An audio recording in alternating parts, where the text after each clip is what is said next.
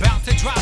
The Rockets is the 09 jump off. Yeah, your last name Pan, first name Peter. I know you see me playing and you want me to teach you, but I say elevators so that all God's creatures can hear me shout it out like my name is Aretha. Getting R-E-S-P-E-C-T. Fly by, see the looks on your faces, cause I'm in full E-F-F-E-C-T. Jet setting on a daily basis.